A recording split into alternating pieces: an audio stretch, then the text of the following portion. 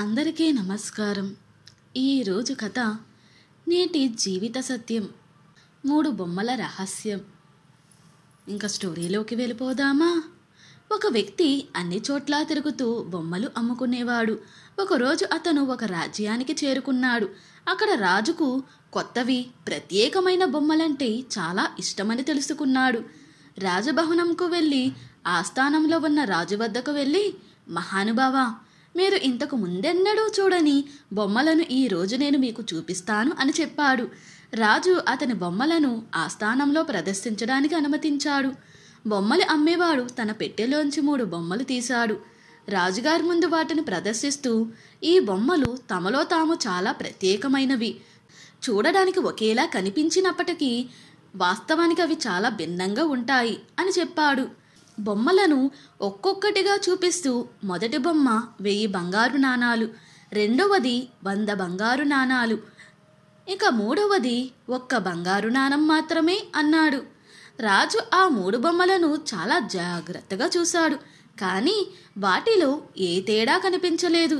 మరి ధరలో అంత వ్యత్యాసం ఎందుకు ఉందని ఆశ్చర్యపోయాడు.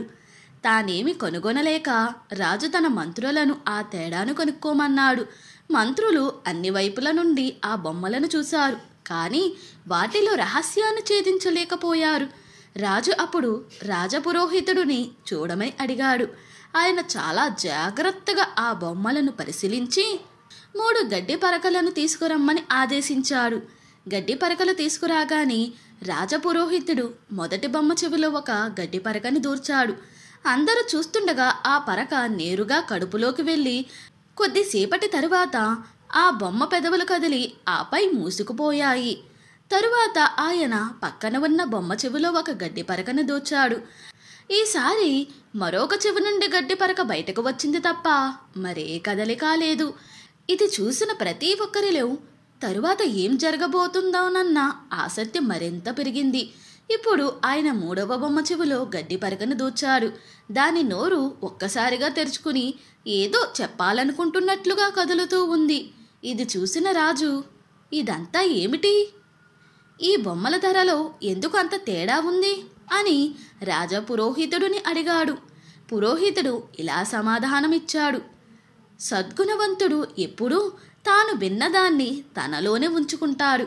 దానిని ధృవీకరించుకున్న తరువాత మాత్రమే నోరు తెరుస్తాడు. అదే అతని గొప్పతనం. ఇది మొదటి బొమ్మ నుండి మనకు లభించే జ్ఞానం. ఆ కారణం చేతనే దాని విలువ 1000 బంగారు నాణాలు. కొంతమంది ఎప్పుడూ తమలో తాము నిమగ్నమై ఉండి మిగిలినవేవీ పట్టించుకోరు. వారు ఇతరుల నుండి ఎటువంటి ఆసక్తి లేదా ప్రశంసలను కోరుకోరు. అలాంటి వ్యక్తులు ఎవరికీ హాని చెయ్యరు. 2వ బొమ్మ నుండి మనం నేర్చుకున్నది ఇదే. దాని విలువ 100 బంగారు నాణేలు అవడానికి కారణం ఇదే. కొంతమందికి చెవులు బలహీనంగా ఉండి నోరు వదులుగా ఉంటుంది. ఏదైనా విన్న వెంటనే అది నిజమో కాదో తెలుసుకోవడానికి కూడా ప్రయత్నించకుండా చుట్టుపక్కల వారికి చెప్పి సమాజంలో తప్పుడు జ్ఞానాన్ని వ్యాప్తి చేస్తారు. అందుకే దాని విలువ 1 బంగారు నాణెం మాత్రమే. మన వల్ల జరిగే అన్ని తప్పులు ఎక్కువగా మనం ఏమి మాట్లాడతాం, ఎలా మాట్లాడతాం అన్న దాని మీదే ఆధారపడి ఉంటాయి. ఇంతటితో ఈ స్టోరీ ముగిసింది. ఈ స్టోరీ కనుక మీకు నచ్చినట్లయితే మరియు నా ఎక్స్ప్లెనేషన్ కనుక మీకు నచ్చినట్లయితే ప్లీజ్ లైక్, షేర్, సబ్స్క్రైబ్.